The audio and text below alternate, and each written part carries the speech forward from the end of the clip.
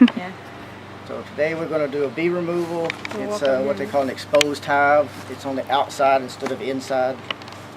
We're going to use our bee vac to get rid of most of the bees. Then once we get down to the comb, where there's less bees, we'll start removing the comb. We're going to try to save as much of the comb as possible. And hopefully we'll find the queen, which will make our job a lot easier.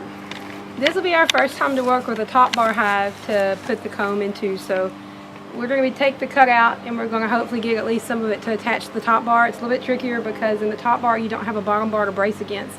So instead of using the rubber bands to the frames like we're accustomed to, we're going to try using zip ties and go with a hole down into the wax. And I've read a little bit, it says that the lighter, emptier wax is better, but we're going to try to save some of the brood too so that they won't have such a hard time getting started over again. So I think that's a good plan. Yeah, here's the hive.